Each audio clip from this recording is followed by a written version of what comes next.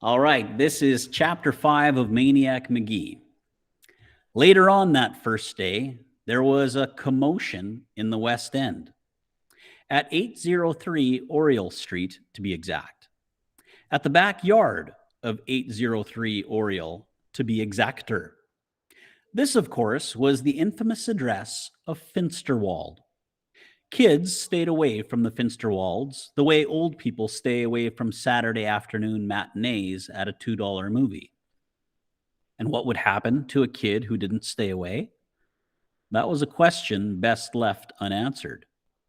Suffice it to say that occasionally, even today, if some poor, raggedy, nicotine stained wretch is seen shuffling through town, word will spread that this once was a bright, happy, normal child who had the misfortune of blundering onto Finsterwald's property.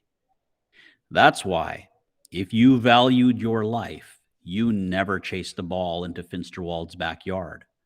Finsterwald's backyard was a graveyard of tennis balls and baseballs and footballs and frisbees and model airplanes and one-way boomerangs. That's why his front steps were the only unsat on front steps in town, and why no paper kid would ever deliver there, and why no kid on a snow day would ever shovel that sidewalk, not for $1 zillion. So it was late afternoon, and screams were coming from Finsterwalds. Who? What? Why? The screamer was a boy whose name is lost to us, for after this day he disappears from the pages of history.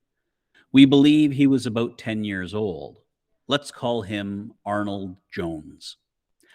Arnold Jones was being hoisted in the air above Finsterwald's backyard fence. The hoisters were 3 or 4 high school kids. This was one of the things they did for fun. Arnold Jones had apparently forgotten one of the cardinal rules of survival in the West End. Never let yourself be near Finsterwalds and high school kids at the same time. So there's Arnold Jones, held up by all these hands, flopping and kicking and shrieking like some poor Aztec human sacrifice about to be tossed off a pyramid. No, no, please, he pleads, please. So, of course, they do it. The high schoolers dump him into the yard, and now they back off, no longer laughing, just watching the back door of the house, the windows, the dark green shades. As for Arnold Jones, he clams up the instant he hits the ground. He's on his knees now, all hunched and puckered.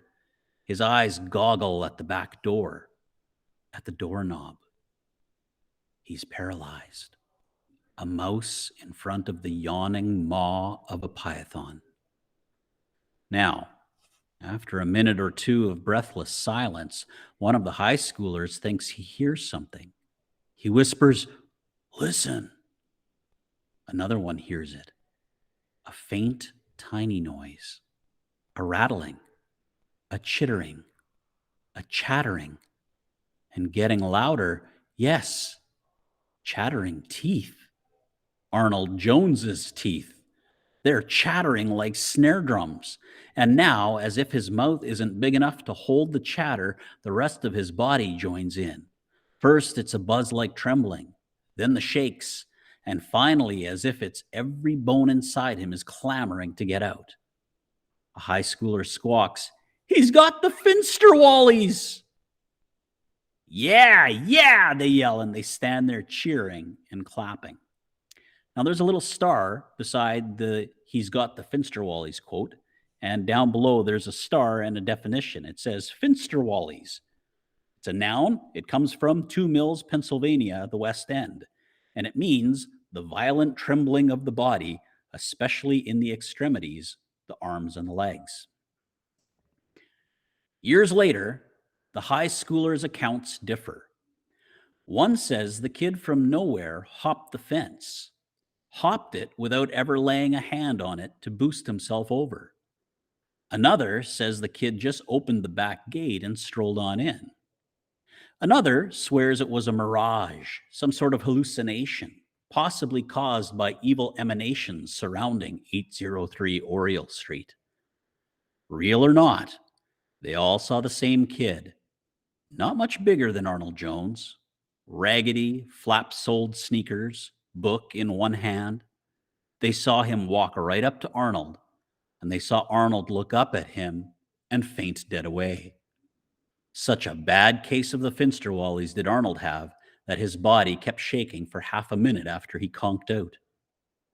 The phantom Samaritan stuck the book between his teeth, crouched down, hoisted Arnold Jones's limp carcass over his shoulder, and hauled him out of there like a sack of flour. Unfortunately, he chose to put Arnold down at the one spot in town as bad as Finsterwald's backyard, namely Finsterwald's front steps. When Arnold came to and discovered this, he took off like a horsefly from a swatter. As the stupefied high schoolers were leaving the scene, they looked back. They saw the kid, cool times 10, stretch out on the forbidden steps and open his book to read. And that's the end of chapter 5.